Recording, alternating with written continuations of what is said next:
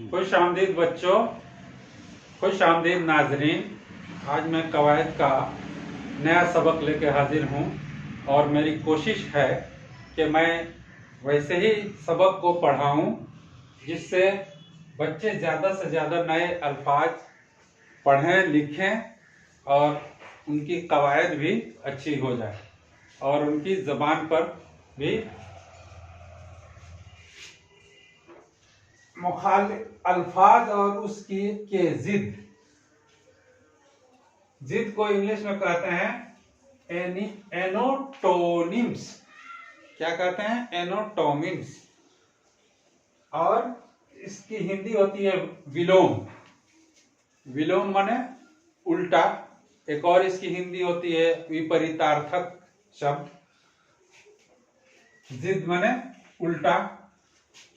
अब आपसे कोई सवाल करे कि जिद किसको कहते हैं, तो आप यूं कह सकते हैं कि मुखालिफ मानी के अल्फाज को जिद कहते हैं। मुखालिफ मानी के अल्फाज को जिद कहते हैं। जिद की जमा है अजदाद। यहाँ बोर्ड पर लिखा हुआ है अल्फाज और अजदाद। लफ्ज की जमा अल्फाज और जिद की जमा अजदाद। और यहाँ जो अल्फाज लिखे गए हैं इसकी जिद हमें बनानी है आजाद। आजाद आप समझ ही रहे हैं। आजाद माने स्वतंत्र, इंडिपेंडेंट। आजाद को हम जिद बनाएंगे तो गुलाम और गिरफ्तार। दो कुछ अल्फाज ऐसे होते हैं जिनके दो दो जिद होते हैं। आगाज का अंजाम। आगाज माने होता है शुरू, इसका जिद होगा अंजाम। अंजाम यानी परिणाम। आमद। आमद माने आना, इसकी जिद होगी रफ्त। और खर्च भी हम लिख सकते हैं आसान, सरल, इजी। इसकी जिद मुश्किल।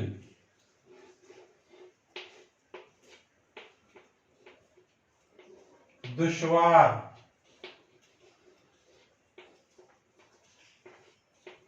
हिंदी में इसको कठिन। आला। आला माने सुपर यानी सबसे अच्छा। इसकी जिद अदना।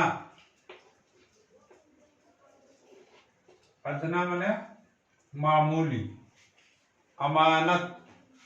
अमानत उस लफ्ज को कहते हैं, उस जगह इस्तेमाल होता है कि मैंने आपको कोई चीज सौंप दी और आपसे कह दिया कि आप इसको अपने पास रखेंगे। अगर आपने बिना इजाजत के वो चीज किसी दूसरे को दे दी या उसे खर्च कर डाला तो उसको खयानत कहेंगे। अमानत की जिद खयानत।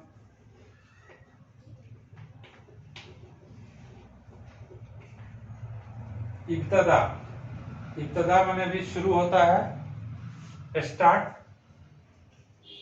और इसकी जिद होगी इंतहा माने आखिर तक। उजला। उजला की जिद काला। सफेद।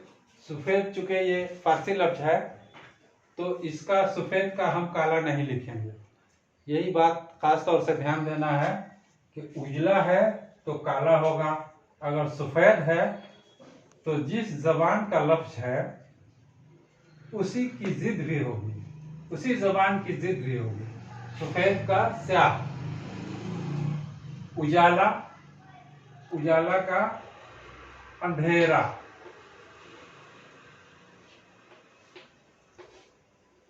अंधेरा। रोशनी की जिद तारीकी। रोशनी माने प्रकाश, लाइट। तारीकी माने अंधेरा। इत्तेहाद, इत्तेहाद माने मेल जोल। इत्तफाक, किसी एक पॉइंट पर सबका राजी हो जाना इत्तेहाद कहलाता है। और इसकी जिद होगी इख्तलाफ। हिंदी में इसको मतभेद कहते हैं। एक राय न होना। आबाद, आबाद माने जो कायम हो, इसकी जिद होगी वीरान।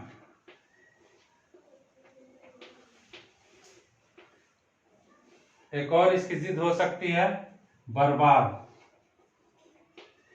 यानी कोई चीज आबाद है, अगर वो बर्बाद हो जाती है तो आबाद की जिद बर्बाद भी होगी और वीरान भी। उरूज माने होता है तरक्की, विकास, डेवलपमेंट। उरूज की जिद जवाल। इंग्लिश में इसके लिए एक वर्ड आता है डाउनफॉल। हिंदी में इसको पतन कहते हैं। तो उरूज की जिद जवाल। अर्ज माने जमीन। समा, समा माने आसमान। अंधेरा, अंधेरा का उजाला।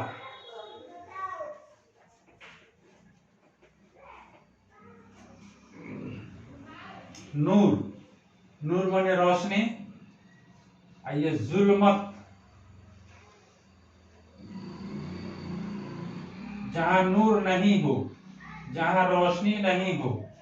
अब इस बात को खास तौर से ध्यान रखना है कि अगर अंधेरा है तो उजाला हम लिखेंगे, अगर नूर है तो जुल्मत लिखेंगे।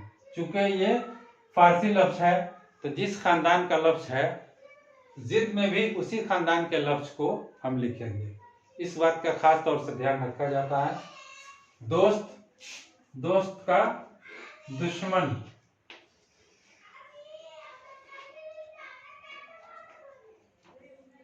बादशाह, बादशाह का फकीर।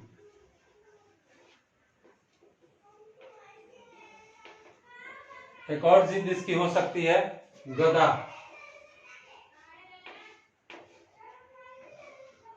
बका, बका बाकी से बना है।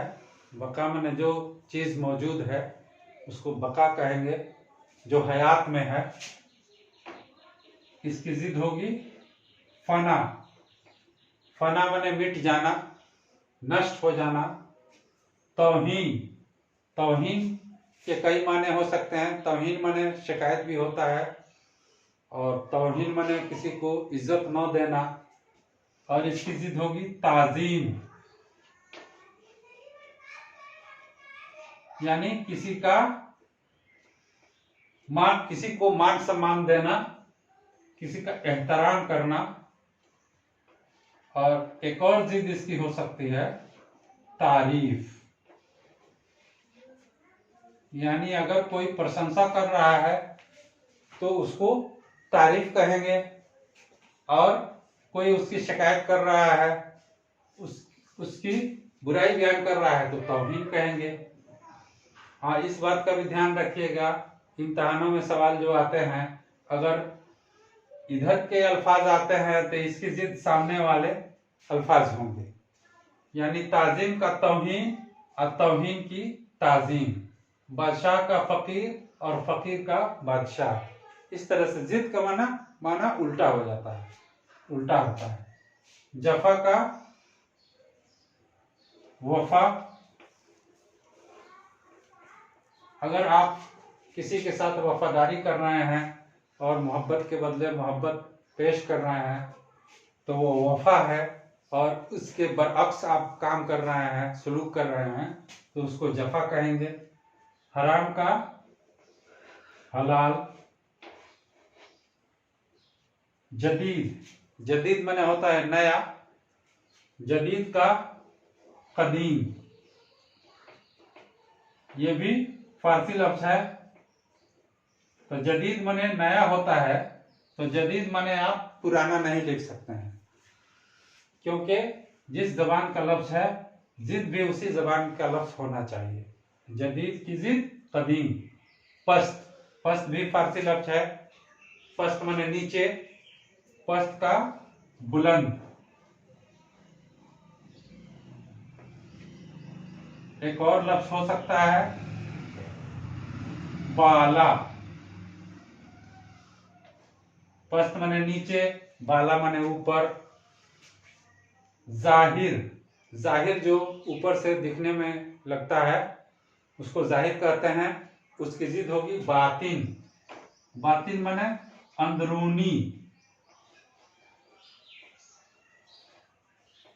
बातिन माने अंदरूनी। तो इस तरह से जो अल्फाज लिखे गए हैं बोर्ड पे और मैंने जो पढ़ाया उसको याद करना आपका काम है। याद करने की कोशिश कीजिएगा और बार बार लिखने का मशक भी कीजिएगा ताकि आप उर्दू में ठीक ढंग से पढ़ना लिखना समझ सके। जो लोग इस वीडियो को देख रहे हैं उनसे मेरी गुजारिश है, जो लोग सब्सक्राइब नहीं किए हैं वो सब्सक्राइब करें और वीडियो को शेयर करें ताकि दूसरों को भी फायदा हो। बहुत बहुत शुक्रिया।